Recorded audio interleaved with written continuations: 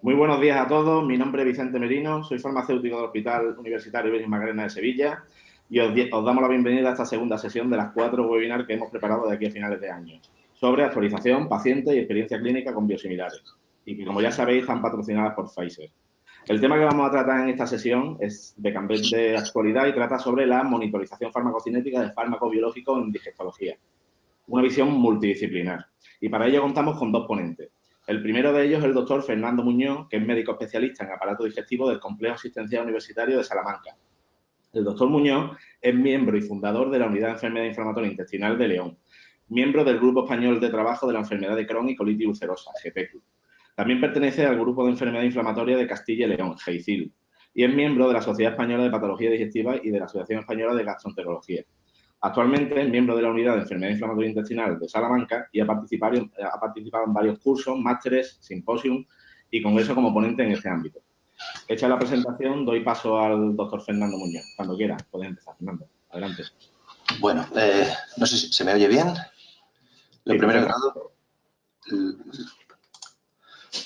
de todo, agradecer la invitación de la sociedad a participar en este webinar y vamos a hablar de la monitorización de biológicos entre Germán y yo. Yo me dedicaré un poquito más a los aspectos prácticos y Germán más a los teóricos, digamos. El esquema de la charla va a ser este. Vamos a hacer una pequeña introducción de la enfermedad y la monitorización y luego vamos a ver cuáles son los principales escenarios donde la monitorización de niveles, fundamentalmente me voy a centrar en anti-TNF, luego Germán comentará un poquito más sobre otros biológicos, puede ser de utilidad. Hablaremos especialmente... Fernando, disculpa, ¿sí? faltaría activar la webcam, que en este momento no se ve. Vamos allá. ¿Ahora? Perfecto. Muy bien, gracias. Bueno, pues vamos allá. Lo que decía, vamos a hablar de los principales escenarios, como es la pérdida de respuesta, la optimización de la inducción. Vamos a insistir en la estrategia proactiva, tanto Germán como yo vamos a hablar de este tema porque nos parece algo determinante en la utilización de los niveles, de la retirada de tratamientos y las conclusiones. En primer lugar, unos aspectos muy básicos sobre lo que es la enfermedad intestinal, que incluye colitis ulcerosa y enfermedad de Crohn.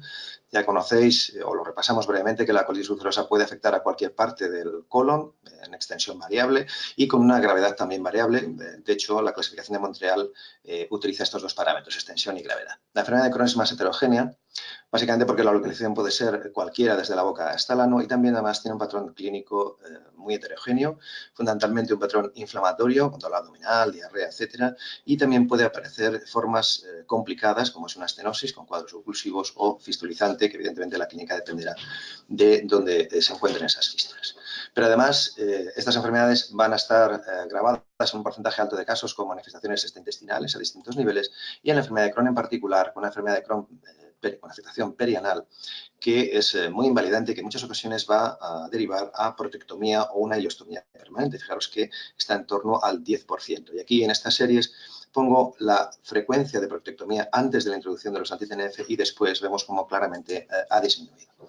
Bueno, básicamente la historia natural de la enfermedad de Crohn es una evolución por brotes en que va a dar lugar a un daño intestinal acumulado, con aparición de complicaciones, como ya hemos visto antes, estenosis, fístula, absceso, que van a dar lugar o va a ser necesaria la realización de cirugías. Esto introduce el concepto de ventana de oportunidad, de forma que un tratamiento precoz o adecuado, más que precoz, va a conseguir que ese daño intestinal no se produzca. Por lo tanto, es importante no solamente tratar la enfermedad, sino tratarlo en el momento justo, que es antes de que se produzca ese daño intestinal. Porque la probabilidad de cirugía es muy elevada, como vemos aquí a los 10 años, prácticamente un 40 o 50% van a necesitar cirugías y aproximadamente hasta un 30% van a necesitar más de una cirugía. En la colitis ulcerosa, que tradicionalmente es como un hermano pobre de la enfermedad intestinal, también se produce ese daño intestinal acumulado en forma de mayor riesgo de displasia o cáncer, cicatrización progresiva con disfunción no rectal, es decir, el paciente va a tener diarrea aunque la enfermedad inflamatoria o la actividad inflamatoria esté controlada o presencia de pseudopólipos. Y yo creo que ya para empezar a comentar la monitorización con niveles, sí decir que el tratamiento precoz puede cambiar la evolución. Hay muchos estudios a este respecto, pero este me parece especialmente interesante porque incluye a más de 700 pacientes prospectivo con 12 años de seguimiento. Y como vemos, aquellos pacientes que no tienen fármacos inmunosupresores ni biológicos, la probabilidad de estenosis o de fístulas es claramente superior a aquellos en los que se ha utilizado este tipo de fármacos. Y en el multivariante, tanto azatioprina como anti-TNF son capaces de modificar la evolución de la enfermedad. Bien, Vamos a empezar ahora con la utilidad que pueden tener los niveles específicamente de anti-TNF en el manejo de estas enfermedades. Lo primero es decir que los niveles se correlacionan con la remisión clínica. El problema es que es una correlación bastante imperfecta, con un área bajo la curva que está alrededor del 0,6. También la presencia de anticuerpos antifármacos, esto es conocido, aumenta la probabilidad de pérdida de respuesta, como vamos aquí para el infliximab o para el adalimumab. Esto es algo ya conocido. No voy a entrar mucho en las técnicas de determinación porque quizá Germán lo va a comentar más en detalle, pero sí decir que hay varias técnicas. La que nosotros utilizamos habitualmente es el ELISA, pero tiene una serie de limitaciones, como que no detecta IgG4 y sobre todo lo más importante es que no va a detectar anticuerpos frente al fármaco si los niveles son detectables. Es lo que se denomina una técnica drug sensitive. Frente a los drug tolerant, que son variantes del ELISA que están ya comercializadas, como la amtilanda, disociación ácida, etcétera, que sí que va a permitirnos detectar anticuerpos en presencia del fármaco. Lamentablemente, en la clínica habitual, lo que más se utiliza o el más extendido son los drug sensitive. Hay otras técnicas de las que, lógicamente, no voy a hablar porque son más costosas y están poco implementadas en la clínica. ¿Cuáles son los escenarios donde en digestivo nos planteamos la posible utilidad de la determinación de niveles y de anticuerpos? Pues son un poco aquí vienen resumidos. Básicamente, donde primero se ha introducido es en la pérdida de respuesta, aunque desde nuestro punto de vista quizá no sea el escenario donde mayor utilidad puedan tener. Nosotros pensamos que la mayor utilidad va a ser en aquellos pacientes que están estables en mantenimiento y sobre todo en la posinducción para intentar hacer que sea lo más óptima posible. También es de utilidad cuando nos planteamos monoterapia. Entrando en primer lugar en la pérdida de respuesta, este es el primer estudio y me gusta presentarlo porque es un poco el que originó la utilidad de los niveles en la pérdida de respuesta. Vemos que aquellos pacientes que tenían anticuerpos detectables, realmente el intensificar no se seguía de una utilidad apreciable, sin embargo el cambio de diana, el cambio de anti-TNF era lo que conseguía prácticamente rescatar la respuesta en 90% de los casos. Y al contrario, cuando los niveles eran bajos, la actitud más eficaz era aumentar la dosis. Esto sitúa al paciente ante una pérdida de respuesta en uno de estos tres posibles escenarios: niveles bajos anticuerpos negativos, que es un problema farmacocinético, hay que aumentar dosis; niveles bajos anticuerpos positivos, un problema farmacodinámico por presencia de anticuerpos, en ese caso hay que cambiar de TNF; o niveles altos, que también es un problema farmacodinámico, pero en este caso parece que la diana ya se ha agotado y habría que cambiar un mecanismo de acción diferente. Y esto básicamente es cómo manejamos la pérdida de respuesta. Hay más algoritmos donde distinguen títulos altos y bajos, porque si son bajos se pueden revertir, lo veremos ahora. Pero dentro de este manejo, digamos que hay algunos aspectos que yo creo que son interesantes tratar. Primero, ¿cuáles son los niveles normales? Esto es importante porque en los diferentes estudios se relaciona niveles con algún parámetro de eficacia, que puede ser remisión biológica o remisión, en este caso, endoscópica, presentada por la cardioprotectina. Y vemos que en función del objetivo que nosotros escojamos, remisión biológica, remisión endoscópica, vemos que cada vez son más altos los niveles que tenemos que alcanzar. De hecho, si vemos aquí en esta tabla, por ejemplo, los niveles en función del año de publicación, vemos que el punto de corte, en este caso para adalimumab, ha ido ascendiendo progresivamente. Os voy a presentar los dos estudios que yo creo que son los más importantes para discriminar cuál es el punto de corte. Ambos son recientes. Esto es para colitis ulcerosa, donde el punto de corte estaría en 7,5 para infliximab en caso de curación mucosa con mínima actividad todavía inflamatoria, sería un Mayo menor de 1, y cuando queremos curación histológica, es decir, un índice de Mayo endoscópico 0, es decir, normalidad absoluta de la mucosa, en este caso el nivel podría subir hasta 10, pero aún así vemos cómo los pacientes que tienen más niveles todavía alcanzan mayor probabilidad de curación mucosa. Por tanto, el techo quizá no es fácil de delimitar. Y en el caso de la enfermedad de Crohn ocurre un poco lo mismo. Quizá el punto de corte para adalimumab estaría en 12, y es lo que así asumen los consensos, como lo veremos, u 8 para infliximab, pero hay un 10-20% de pacientes que aún se va a beneficiar de dosis más altas, y esto habrá que valorar coste-eficacia. Y una situación en la que es especialmente importante alcanzar niveles altos es en la enfermedad piranal. Fijaros que la respuesta a las fístulas se alcanza con niveles tan altos como de 20 microgramos mililitro. Por tanto, en función del escenario, de lo que queremos conseguir y del escenario ante el que nos encontremos, los niveles que vamos a requerir van a ser diferentes. ¿Qué pasa si el paciente tiene anticuerpos? Bueno, si tiene anticuerpos y los títulos son bajos, parece que la introducción de inmunosupresores podría revertir esa situación. De hecho, aquí vemos cómo los niveles van cayendo, aumentan los anticuerpos y la introducción de acetopina consigue que los anticuerpos bajen y los niveles suban. Lo mismo, hay muy poquita experiencia con el cambio de inmunosupresor, acetopina, cambiarla por metotrexate, parece que podría ser utilidad, aunque esto es muy marginal lo que hay en la literatura. Pero al respecto de la introducción de inmunosupresor hay que decir que el problema que tiene esto es que hay un tiempo de latencia bastante elevado dado que puede oscilar entre los 5 y los 11 meses. Por eso que, salvo situaciones donde podamos esperar, lo habitual es que se acompañe de intensificación. Y aquí, de nuevo, el metotrexate podría tener quizá más valor como compañero del anti-TNF. Pero otra de las cosas que podemos hacer para revertir la inmunogenicidad es intensificar, es decir, intentar sobrepasar los anticuerpos presentes con mayor dosis de fármaco. Esto lo podemos ver en este análisis, que es un subanálisis de estudio TAXIT, que luego lo veremos un poquito más despacio, que básicamente comparaba una estrategia basada en niveles en función de la clínica, pero había una fase inicial de optimización de niveles, donde a todos los pacientes se les hacía niveles y se les intensificaba, bien acortando el intervalo, aumentando la dosis, hasta conseguir unos niveles de 3 o 7 microgramos. Fijaros que en esta fase la frecuencia de anticuerpos era muy elevada, 20% en los pacientes con el test drug sensitive y hasta un 42%, incluyendo en este caso 63% con los drug tolerant.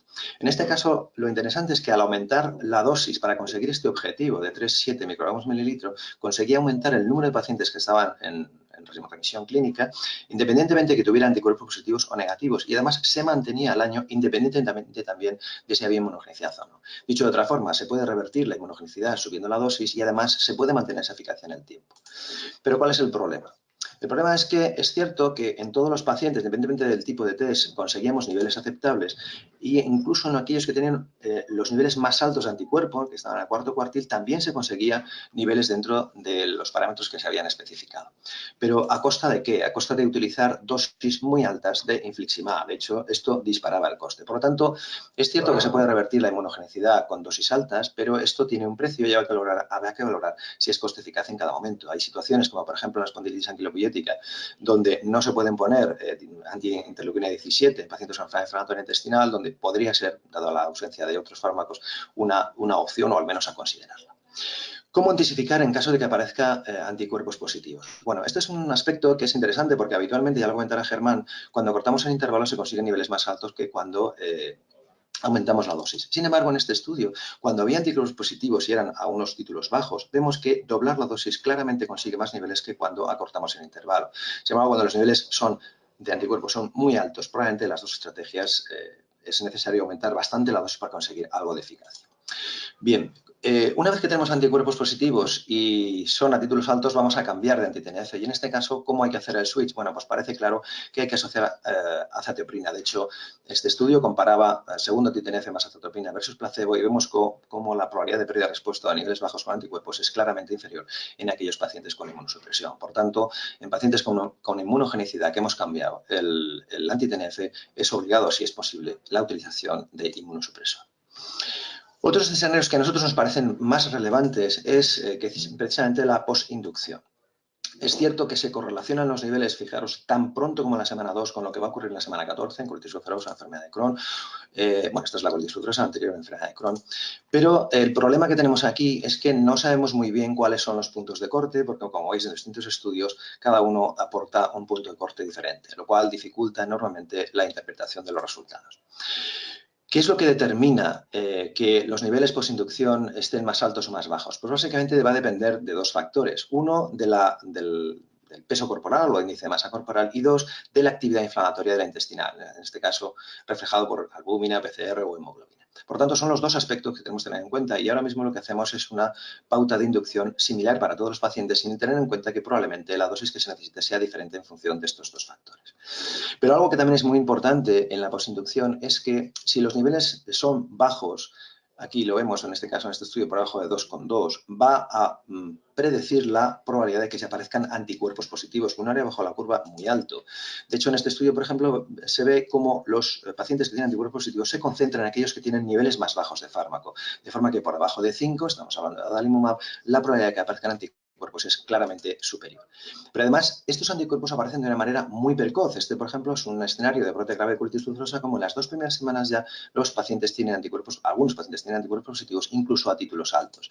Pero incluso en un escenario que no es con tanta carga inflamatoria, como puede ser un brote grave de colitis ulcerosa, también puede ser un fenómeno precoz. Este estudio es interesante por muchas razones. Son 98 pacientes prospectivo con enfermedad de Crohn, en el que se realiza la determinación de anticuerpos con un drug tolerant, es decir, se puede detectar anticuerpos en presencia de fármaco y todos ellos son tratados con adalimumab. Bueno, estos son un poco los resultados en cuanto a no respondedores primarios, intensificación, etcétera. La primera cosa es que el no respondedor primario claramente se relaciona con los niveles que alcanzamos precozmente, de forma que es muy poco frecuente cuando los niveles son altos, están en el cuarto cuartil, y claramente también depende con la presencia de anticuerpos antifármaco. Estamos hablando del no respondedor primario, pero es que en este estudio hasta el 55% de los pacientes tenía ya anticuerpos en la semana 2. Por lo tanto, es fundamental optimizar el tratamiento, la inducción para evitar que esto ocurra, porque estaríamos comprometiendo la durabilidad del fármaco. Para esto, evidentemente, sería necesario la utilización de test que tengamos el resultado rápido, como puede ser el Quantum Blue, que ahora mismo ya hay varios, por Monitor tiene el suyo. O también los modelos farmacocinéticos que luego nos comentará Germán.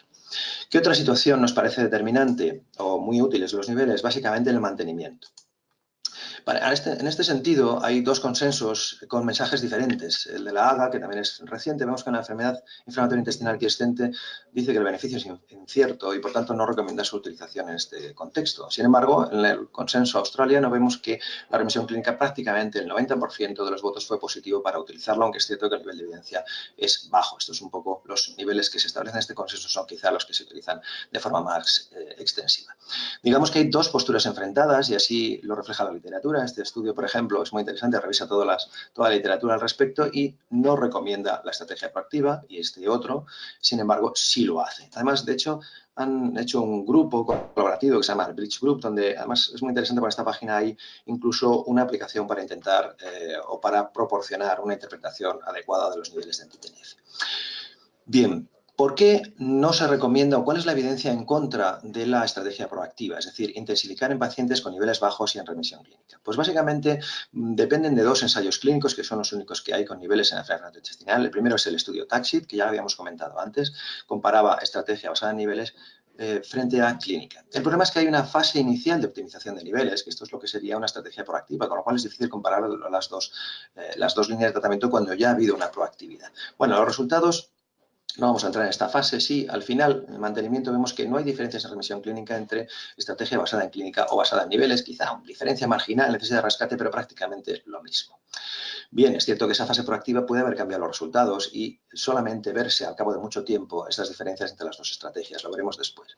Y el otro estudio es el estudio Taliorix, que es un poco, en este caso, no son pacientes que están con infliximab, sino son pacientes que empiezan infliximab y se le autorizan a recibir tres pautas, dos basadas en niveles y otra pauta basada en la clínica.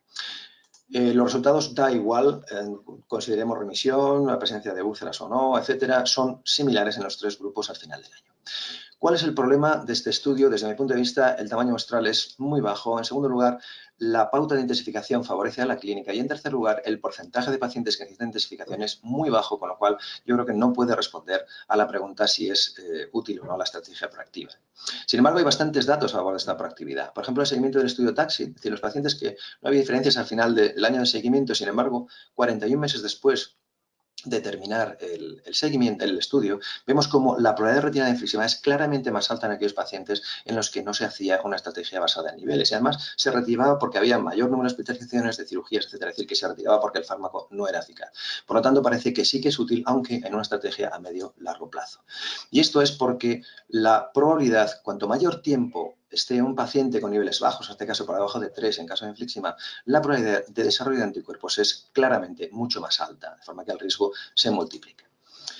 Y de hecho tenemos algunas series, bien es cierto que son retrospectivas y algunas con pocos pacientes como esta, donde vemos que la estrategia basada en niveles conlleva una mayor durabilidad del fármaco, aunque quizá el estudio más interesante es este, con 264 pacientes. De nuevo, el problema es la calidad de la evidencia, que es retrospectiva, donde compara una estrategia proactiva para conseguir esos niveles o una estrategia reactiva que solamente se determina en caso de pérdida de respuesta, seguidos durante 2,4 años. Este es un poco, yo creo que es la clave. Es decir, los resultados de una estrategia proactiva se ven al cabo de bastante tiempo, no solamente un año como hacen la mayoría de los estudios. Y aquí vemos en este estudio como la cirugía por enfermedad intestinal, hospitalización, reacciones infusionales o niveles de anticuerpos son claramente inferiores con la estrategia proactiva. Y además es cierto que hay un porcentaje de pacientes con niveles altos donde esta estrategia proactiva no vamos a evitar que ocurra este fallo farmacodinámico. Por eso los consensos, en concreto en el australiano, incluye esta opción. Es cierto que en aquellos pacientes donde no tienen factores de riesgo se puede considerar el retirar el anti-TNF, porque es cierto que la probabilidad de recidiva, luego la veremos, también es menor, pero cuando hay factores de riesgo, obviamente vamos a intentar intensificar para mantener los niveles dentro de unos márgenes que serían de bajo riesgo de inmunogenicidad.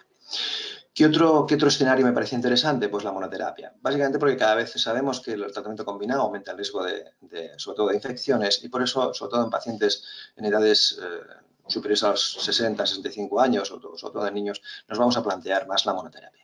Y es cierto que cuando los pacientes tienen niveles por encima de 5, la probabilidad de que ocurra una bajada de nivel tras retirar la acetoprina es claramente inferior. En este estudio, en su análisis del estudio SONI, que comparaba azatioprina con anti-TNF y con placebo, vemos que realmente cuando había diferencia de niveles era cuando los niveles del fármaco anti-TNF estaban más bajos. En los cuartiles superiores no había diferencias entre asociarlo o no asociarlo. Por tanto, si el paciente tiene niveles más altos, se podría retirar azatioprina, o incluso si es obligado a retirar el inmunosupresor, se podría intensificar para poder retirar después la azatioprina. También es cierto que nos ayudan a retirar el anti-TNF, no solamente los inmunosupresores. De hecho, cuando los niveles son indetectables, la probabilidad de recidiva es claramente inferior que en aquellos que tienen niveles detectables. Y diréis, bueno, pues esto es poco frecuente, que va hasta el 30% de los pacientes pueden tener niveles indetectables que se podrían beneficiar de la retirada del fármaco. Pero incluso, aunque los niveles no sean indetectables y cuando son más bajos, ya lo habíamos comentado antes, por ejemplo, en este estudio con la serie pediátrica, vemos que aquí los 3 factores que se asocian con recidiva son los niveles por encima de 2,5, son protectores, la presencia de lesiones, cuando no hay una coagulación mucosa completa, no hay que retirar el fármaco, o sobre todo, yo creo que esto también es interesante, es de la duración desde el diagnóstico de inicio de infliximab, es decir, o del anti-TNF en este caso. Cuanto menos tiempo pase, mayor probabilidad hay de que podamos retirar después el anti-TNF. En este caso, vemos que si los niveles son por debajo de 2,5, la probabilidad de retirada es claramente más baja. Por eso en aquellos pacientes con baja probabilidad o bajo riesgo de progresión se podría plantear la retirada del anti-TNF. Una cosa hay que comentar, que cuando retiramos el tratamiento es cierto que si lo retratamos el 90% va a conseguir respuesta, pero también es cierto que hasta un 8% de los que retratamos van a requerir cirugía porque no recupera esa respuesta. Es cierto que también podemos desescalar o disminuir la dosis de los fármacos, no voy a entrar mucho en detalle sobre esto, pero sí decir que quizá para adalimumab sí que hay un punto de corte, por encima de 12 parece que podemos disminuir la dosis con seguridad, sin embargo por debajo de este nivel pues existe mayor probabilidad de recidiva que si mantenemos la dosis original. Y ya para terminar, simplemente decir los puntos que desde mi punto de vista son claves. La primera, que son unas técnicas que tienen algunos inconvenientes, fundamentalmente porque son varias y no siempre son concordantes, que quizá el intervalo terapéutico no está suficientemente bien definido, aunque cada vez más, que es cierto que a corto plazo no parece que sea superior a la estrategia clásica, que el ahorro, aunque sí que se dice que hay un ahorro, hay una publicación reciente, el ahorro se establece en aproximadamente un 15%, pero es un ahorro en todo caso discreto y que en muchas ocasiones vamos a encontrar situaciones complejas donde son difíciles de interpretar. Pero yo creo que tiene unas ventajas claras, como la primera de ellas, que van a evitar inmunogenicidad, sobre todo la estrategia proactiva, que nos va a permitir que los fármacos duren más tiempo, y cuanto más tiempo esté un paciente con un fármaco, en este caso un anti-TNF, pues también va a resultar más económico, puesto que las segundas y terceras líneas van a ser más costosas, que nos va a permitir monitorizar las intervenciones y también identificar a los pacientes en los que es posible retirar estos tratamientos. Y nada más, muchas gracias, y ahora doy paso a Germán, que va a comentar un poquito más en detalle los aspectos técnicos.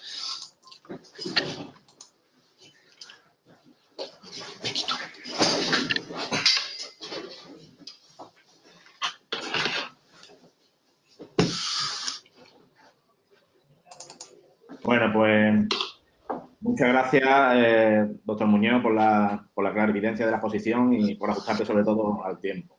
Vamos a presentar ahora a nuestro segundo ponente de la mañana, que como bien ha dicho el doctor Muñoz, es Germán Sánchez, del Servicio de Farmacia del Complejo Asistencial Universitario de Salamanca.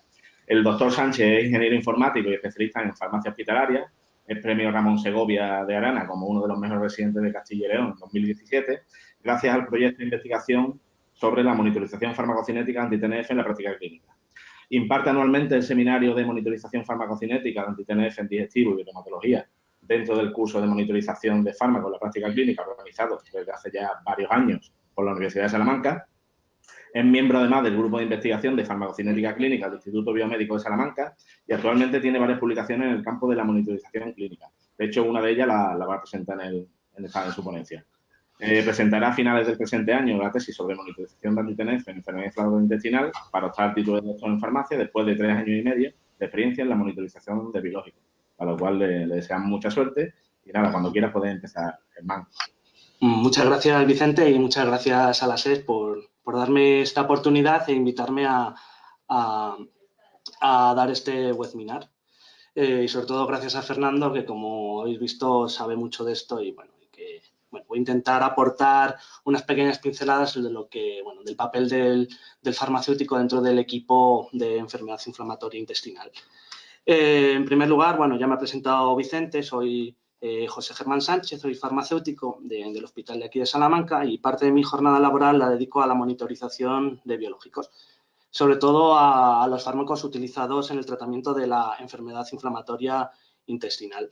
Y voy a daros unas pequeñas pinceladas de monitorización, sobre todo de monitorización utilizando modelos poblacionales que hemos desarrollado y de cómo trabajamos en nuestro centro. En primer lugar, bueno, no me voy a detener mucho, los fármacos biológicos en digestología, bueno, están indicados en el tratamiento de las enfermedades de carácter moderado grave cuando no se controlan con los antiinflamatorios inmunosupresores clásicos. Como dijo el doctor Muñoz, se suelen utilizar en monoterapia o bien en combinación con los inmunomoduladores clásicos que todos conocemos.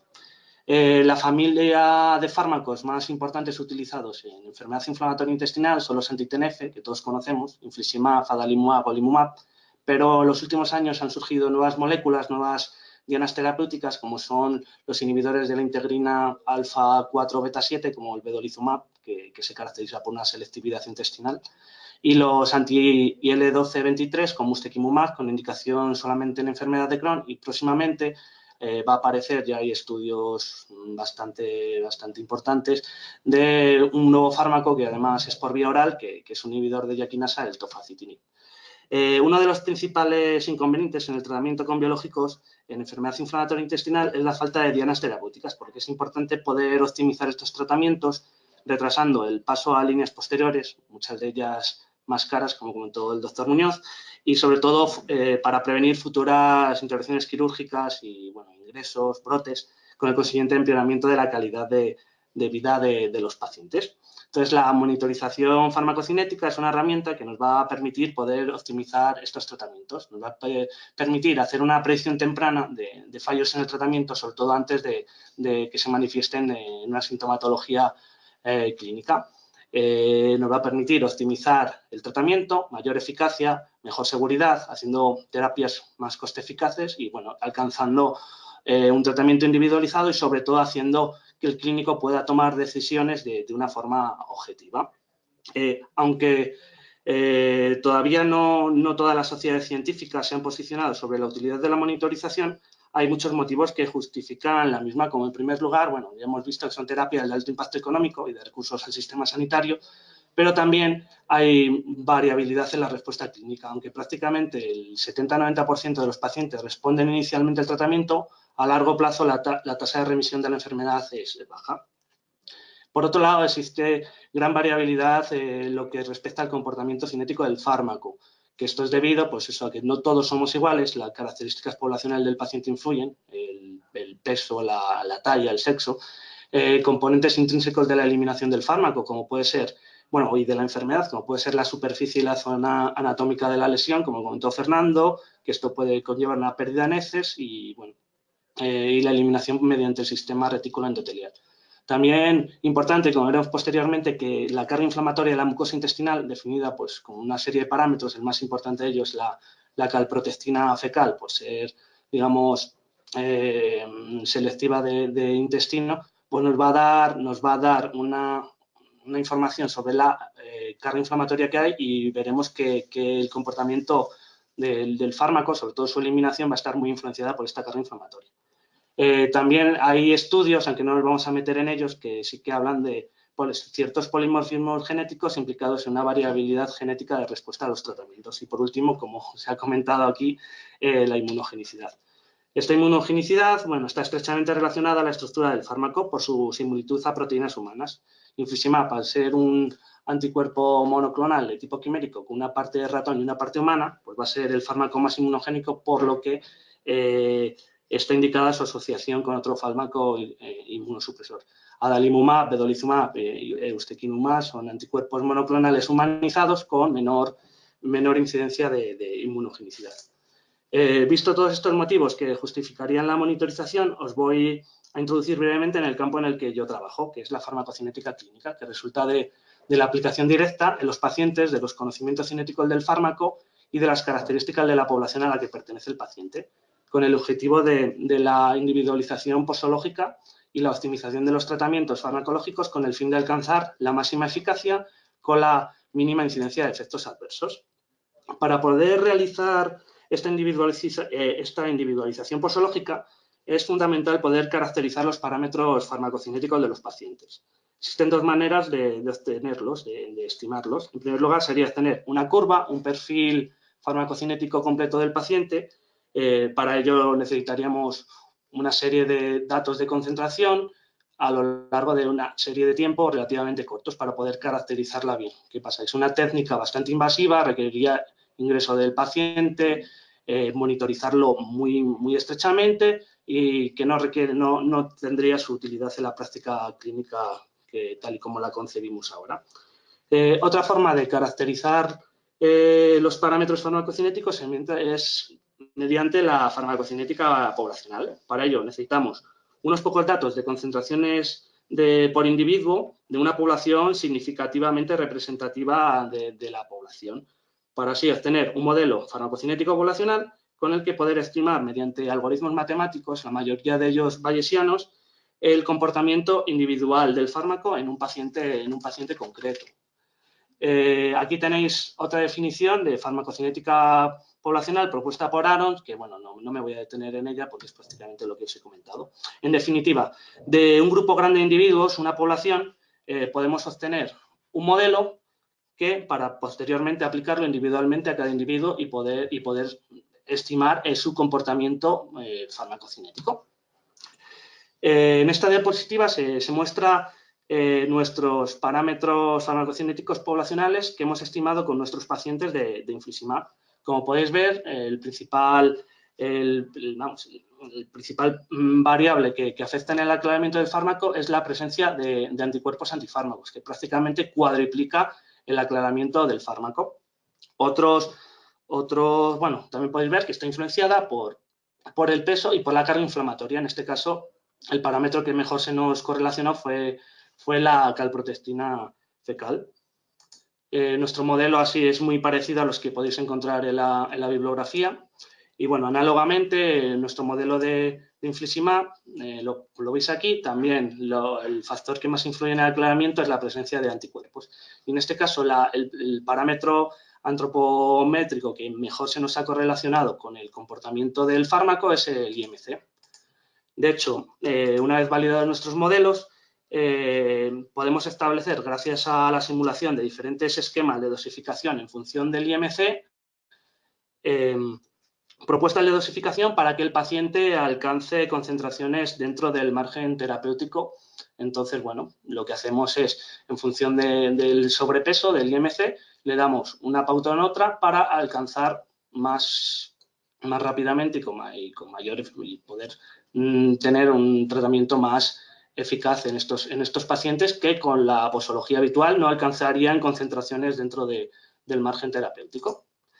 Una de las preguntas más conflictivas con respecto es si debemos monitorizar a todos los pacientes. Yo creo que ya el doctor Muñoz nos ha dejado claro, y yo opino exactamente lo mismo, que debemos monitorizar a todos los pacientes. De hecho, el estudio que nos ha presentado él también muestra que la probabilidad de continuar en tratamiento con infliximab a lo largo del tiempo es más alta en aquellos pacientes en los que se hace monitorización proactiva con respecto a lo que no. Este es otro estudio que se presentó hace medio año que define lo mismo, que las tasas de respuesta son mejores en aquellos pacientes en los que se realiza la monitorización proactiva. Y bueno, estos son nuestros datos. Como veis, son muy parecidos al estudio que presentó Baum, en el cual, nuestro grupo monitorización tiene mayor probabilidad de continuar con tratamiento de infliximab a lo largo del tiempo. De hecho, la reducción absoluta del riesgo, como decía el doctor Muñoz, es mayor a lo largo del tiempo. Es decir, en el primer año reducimos el riesgo un 30%, pero ya en el segundo año un 44%. Estamos a la espera de tener ya los resultados del tercer año.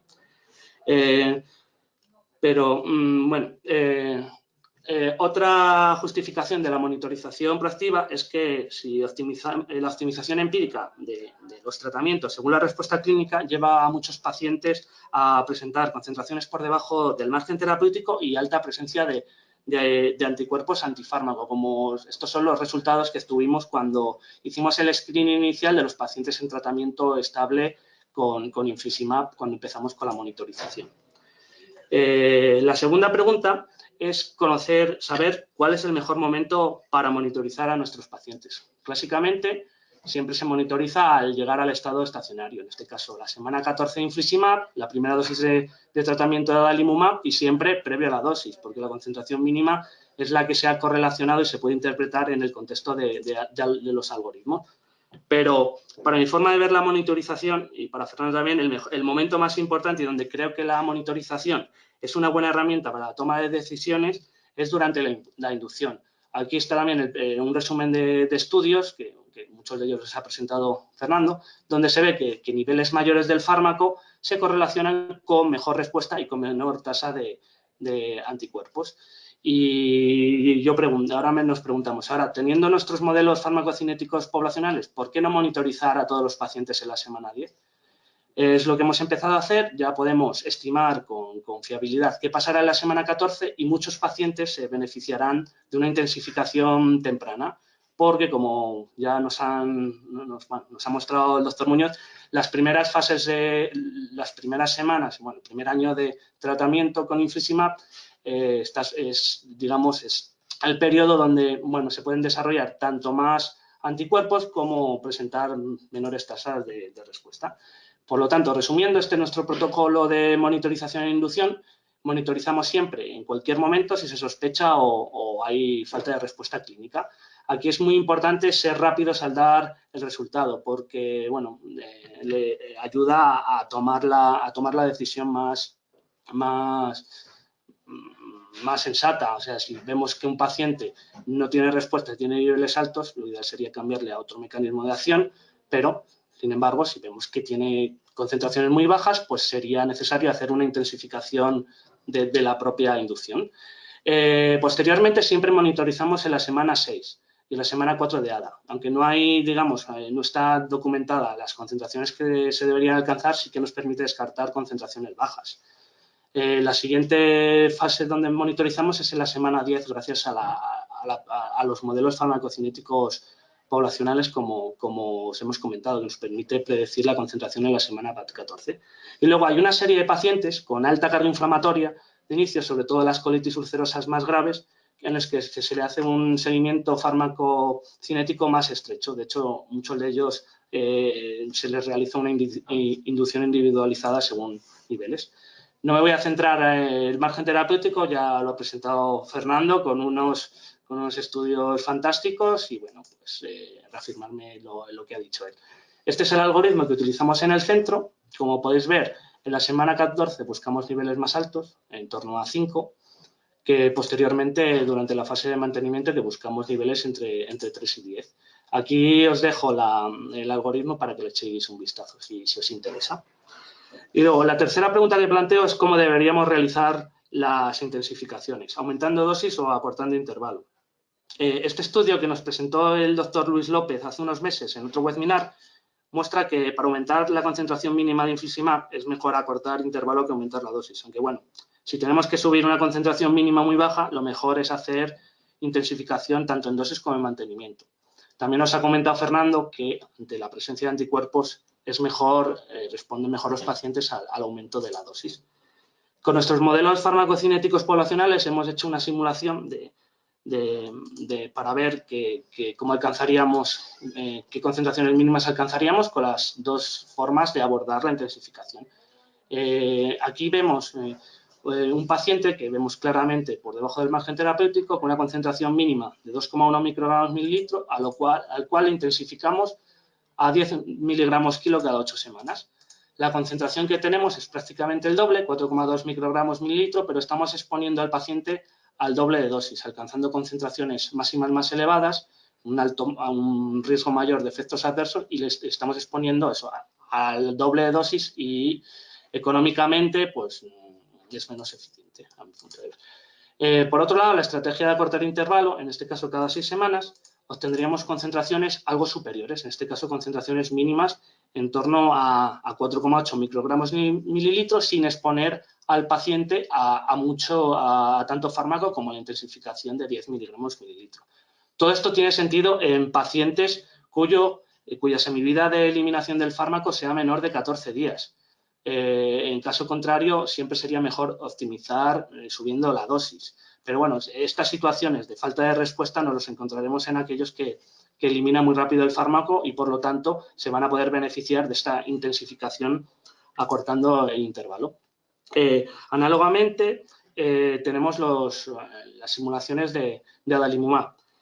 Aquí sí que es importante que podemos mejorar la farmacoterapia de los pacientes cuando el paciente no alcanza niveles a la dosis normal, el de 40 miligramos cada 2 semanas, y requiere una intensificación. Aquí sí que, haciendo estimaciones, podemos ver si el paciente se puede beneficiar de una dosis de 80 miligramos cada 2 semanas en vez de una dosis de 40 miligramos semanal con los mayores inconvenientes de tener que pincharse semanalmente. Bueno, pues aquí vemos que siempre que los pacientes, cuando están en el límite inferior del margen terapéutico, es mejor optimizarlos acortando el intervalo. Una cuestión importante en la que el farmacéutico debe conocer es la técnica analítica con la que se determina tanto el fármaco como el anticuerpo y, sobre todo, saber interpretar las limitaciones de cada una de ellas.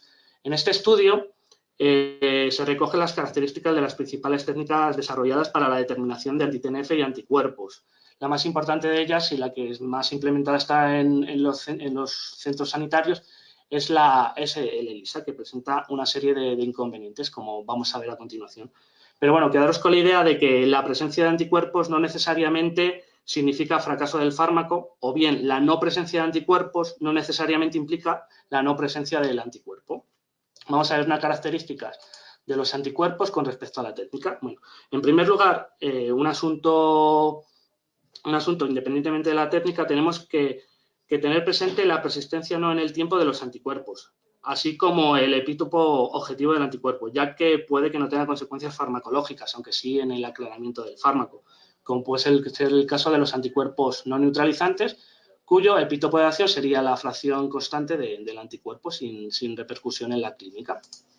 Bueno, un inconveniente de la técnica ELISA es que no detecta los anticuerpos monovalentes tipo IG y G4, ya que, bueno, al ser monovalentes, valga la redundancia, el conjugado del reactivo no tiene epítopo para formar el típico sándwich ELISA anticuerpo, antígeno, anticuerpo, no dando en definitiva una reacción donde puedas cuantificar la presencia de los anticuerpos.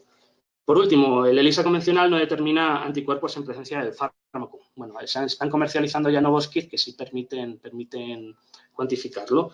Ni tampoco ELISA determina complejos antígeno-anticuerpo. Bueno, este último caso se puede resolver mediante la disociación ácida, que es un tratamiento con clorhídrico que rompería el complejo antígeno-anticuerpo y nos permitiría determinar tanto el fármaco como el anticuerpo por separado. Aquí os dejo una serie de estudios donde se estudian diferentes polimorfismos que pueden estar implicados en la respuesta y en la inmunogenicidad de los anti-TNF, y también, bueno, presentaros que la monitorización es un método directo para detectar la falta de adherencia. Prácticamente el 10% de nuestros pacientes detectamos falta o baja adherencia mediante, bueno, viendo discordancias con monitorizaciones anteriores o no concordancias con el modelo farmacocinético poblacional. De hecho, muchas de estas han sido confirmadas tanto en la consulta del médico como en nuestra entrevista en la sección de pacientes externos. El tema siempre conflictivo del suite de infliximab, nosotros hicimos un estudio farmacocinético, determinamos a todos los pacientes previamente al suite, inmediatamente después del suite y 8 meses después del suite. Como podéis ver, el comportamiento farmacocinético del fármaco es similar en estos 8 meses post-suite y no se han encontrado diferencias significativas en los parámetros bioquímicos de enfermedad. Bueno, hasta aquí la monitorización de anti-TNF. Ahora tenemos nosotros monitorizamos vedolizumab, aunque todavía existe poca evidencia, porque se basa en el hecho de que el mecanismo de acción de vedolizumab es saturable.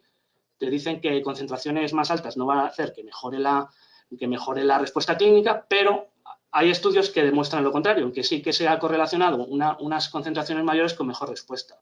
Por lo que discuten que el mecanismo de acción no solamente está implicado en la inhibición de integrinas intestinales, sino que estén implicados otros mecanismos de acción antiinflamatoria. Los datos que tenemos en nuestro centro, lo que hicimos fue dividirlos en cuartiles y sí que vimos que los cuartiles superiores, por encima de 15 microgramos mililitros, se correlacionaban con una mejor respuesta tanto bioquímica como endoscópica. Dichos resultados son corroborados por un estudio que salió hace 2 semanas, donde se puede ver que concentraciones mayores de vedolizumab se correlacionan con mejor respuesta. Quería sí que presentaros un estudio que salió prácticamente hace 15 días, un estudio aunque es retrospectivo, bueno, sí que incluye ya una cantidad importante de pacientes, donde sí se establecen ya unos límites de eficacia en función de la semana, tanto en la inducción como en fase de mantenimiento, que sí que viene a corroborar los resultados propios que hemos obtenido. Sí que también, como los anti-TNF, la eliminación del fármaco está influenciada por la alta carga inflamatoria y por el peso del paciente. Aquí, bueno, podéis ver un pequeño resumen de cómo en función de las concentraciones mejora el índice Mayo de los pacientes con colitis ulcerosa. Por último, también hemos empezado a monitorizar ustekinumab. Sí que ya han surgido estudios en mayo, en este mes pasado, que sí que correlacionan concentraciones con respuesta. De hecho, este estudio ya incluso cuantifica cuál es la concentración en fase de mantenimiento en el que se puede alcanzar una buena respuesta, tanto endoscópica como de parámetros bioquímicos, estableciendo el punto de corte en 4 microgramos mililitro. Y por último, voy a presentar un caso clínico de un paciente que llevamos en nuestro hospital. Es un paciente con una obesidad mórbida, un paciente de 135 kilos, diagnosticado de una enfermedad de Crohn ileal, al cual en mayo de 2017 se le inició tratamiento con infliximab. Se le monitorizó en la semana 6, obteniendo una concentración de 41 microgramos mililitros. Sin respuesta clínica, tenemos una calprotectina en torno a 700 miligramos kilo y desarrolló una anemia hemolítica relacionada con el infliximab. Como podemos ver, es una concentración alta, ya el mecanismo de acción de anti-TNF no está implicada en la patología de la enfermedad, por lo que se decidió iniciar con otro diana terapéutica, en este caso vedolizumab. Tuvo una respuesta inicial, pero no alcanzó niveles, incluso intensificando cada 4 semanas. Se queda siempre en torno a 10-11 microgramos mililitro. Empezó a tener mayor actividad inflamatoria, la calprotectina no bajaba, por lo que se decidió iniciar ustekinumab a 6 miligramos kilo intravenoso. Como teníamos la experiencia de que nuestros pacientes obesos con los fármacos subcutáneos no alcanzaban niveles terapéuticos ni con intensificaciones, válgame la expresión de caballo, decidimos mantenerlo con ustekinumab intravenoso, a una dosis de 130 miligramos cada 6-8 semanas, en función de los niveles que obteníamos del fármaco. Sí que ha presentado el paciente una mejoría tanto clínica como bioquímica. Por último, ¿cómo integrar al farmacéutico dentro del equipo de inflamatoria? Pues bueno, un asunto donde podemos trabajar muy bien es en la validación de tratamientos. Ellos ven a los pacientes cada 3, 4, 6 meses, pero nosotros lo vemos cada vez que vienen a ponerse infliximab, a administrarse. Entonces, bueno, podemos ver cómo estará el paciente, cómo tendrá sus marcadores inflamatorios y podemos simular el comportamiento del fármaco que puede tener. Podemos decir que, bueno, oye, pues a lo mejor lo vamos a tener por debajo del margen terapéutico, vamos a valorar, monitorizar.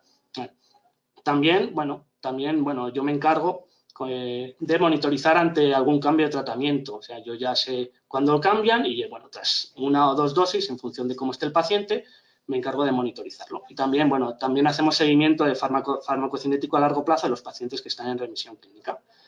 Un asunto crucial es dar resultados a tiempo, sobre todo en la inducción del fármaco. También el farmacéutico colabora en el asesoramiento clínico. Fernando, bueno, no tenemos que decir nada porque sabe más que todos nosotros, pero bueno, sí que tenemos que saber cuándo monitorizar, cómo hacer un rescate de anticuerpos, etcétera. También colaboramos en establecer algoritmos de uso de biológicos en el hospital, De hecho, en la última actualización se ha tenido en cuenta la monitorización del fármaco a la hora de elegir y de protocolizar los tratamientos en inflamatorio intestinal. También colaboramos estrechamente, hemos realizado publicaciones, comunicaciones al Congreso y siempre queremos mejorar, queremos estar actualizados, monitorizar fármacos nuevos, ver técnicas nuevas, nuevos algoritmos y estar siempre al día.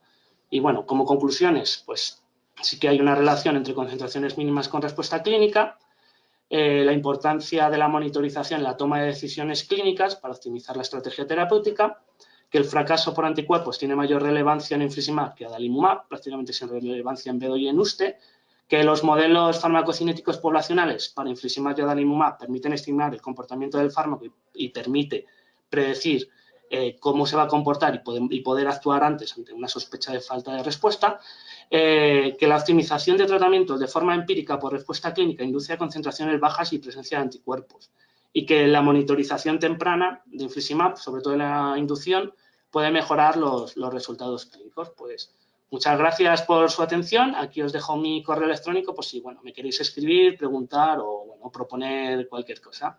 Pues muchas gracias.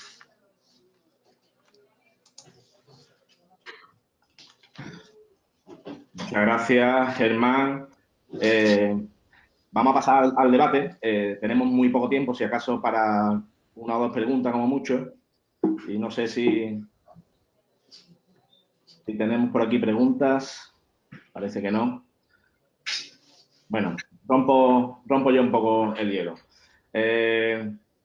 Una pregunta controvertida. ¿Creéis que la monitorización de fármacos biológicos es coste eficiente? ¿Tenéis algunos datos más allá de las publicaciones que hay ahora mismo en la literatura? Por vuestra propia experiencia.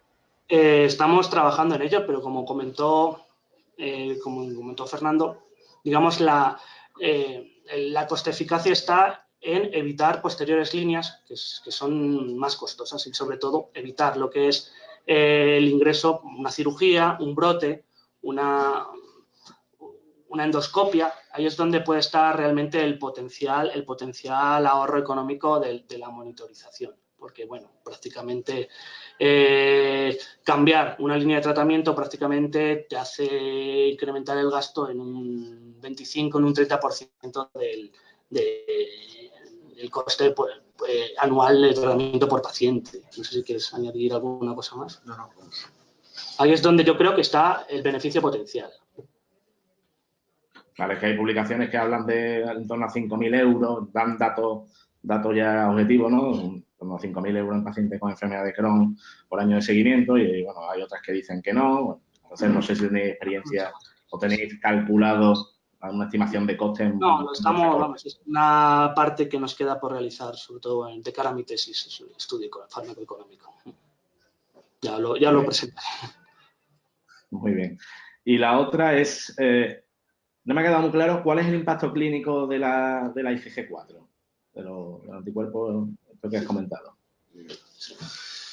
Bueno, pues es controvertido en todo caso. Hay estudios, por ejemplo, en La Paz, ahora se me ve, que parece que todos los pacientes que tenían anticuerpos IgG4 también tenían anticuerpos. No sé si nos escuchan los compañeros de Salamanca. Sí. Vale, os paso a leer, por ejemplo, las dos primeras preguntas que han llegado. Una de Chema Giraldez, dice: enhorabuena por las presentaciones. Mi pregunta es, ¿cómo saber con qué nivel de anticuerpos se debe intensificar o cambiar de tratamiento? Bien, depende un poco de la técnica que estemos realizando. Si es un drug tolerant, ya, bueno, había un estudio que os había mostrado que era a partir de 270 aproximadamente, ¿no? Y si es un drug sensitive, es decir, que en presencia de fármaco no se puede detectar anticuerpos, pues es cierto que hay muchos puntos de corte y esto sí que es difícil de decir un punto de corte. Quizá el grupo de Leuven, por ejemplo, pone 8. En realidad son niveles altos, niveles bajos y es difícil establecer un punto de corte concreto, ¿eh? Pero con el drug tolerant sí que está más establecido. Vale. Luego tenemos otra de Jaime González que dice: ¿cuánto tiempo tardáis en proporcionar un resultado en los pacientes analizados en la semana 6 a 10? ¿Con qué técnica lo realizáis? Sí, estamos utilizando utilizando un ELISA convencional, bueno, estamos utilizando ProMonitor ahora mismo, y sí que cuando es algo que va a definir por dónde seguir durante la inducción, sí que lo intentamos proporcionar, tardamos 1 o 2 días. Bueno, o sea, como todos sabéis, estas técnicas, pues para optimizarlas requiere, bueno, pues que se completen una serie de posillos y bueno, que tienen que hacerse por lotes varias muestras para que sean eficaces, pero yo creo que en estos casos urge más digamos, entre comillas, la urgencia de dar el resultado cuanto antes. Incluso ha habido casos que los damos en el mismo día o como mucho lo demoramos, como mucho, 1 semana.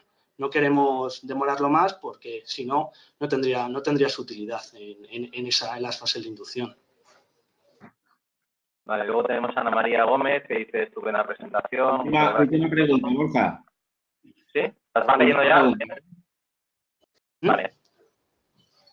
Dime, Vicente. Lanza esta y ya terminamos. Vale.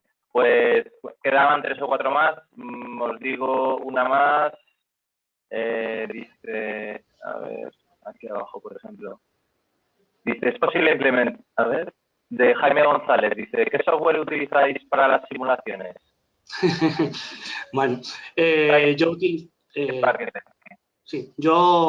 estimo, bueno, yo hice mis modelos poblacionales utilizando Nomen y hago las estimaciones individuales también con Nomen. Para la simulación he hecho mi propio software, una pequeña script en R, utilizando sobre todo Monolis, que permite hacer simulaciones. Tú le metes tus datos individuales, tú le metes la pauta posológica y él te pinta la gráfica y te da las concentraciones mínimas. También permite, bueno, poner permite poner en la misma gráfica dos regímenes de posológicos distintos para que, bueno, podamos comparar realmente cuál es el mejor y cuál es el más adaptado al paciente. Pero si no utilizamos PKS, el típico software de monitorización farmacocinética, porque las versiones que hay ahora del año 80 no permiten codificar pautas posológicas que son de semanas. Tenemos esa limitación, por eso hemos tenido que desarrollar nuestros propios programas de simulación. Vale, perfecto. ¿Queda alguna pregunta? Yo os la reenviaré por email para que podáis responder y nada, ya te dejo la palabra, Vicente, para que decidas. De acuerdo. Muy bien, pues ya solo nos queda agradecer a los ponentes la colaboración en esta webinar, tanto al doctor Fernando Muñoz como al doctor Germán Sánchez, y agradecer a los oyentes por el que hayan estado acompañándonos y espero que haya sido de utilidad, ¿no? Comentar que los próximos webinars se realizarán después ya de las vacaciones de verano y, por tanto, desearos que tengáis un feliz verano y un buen día. Muchas gracias y hasta pronto. Muchas gracias.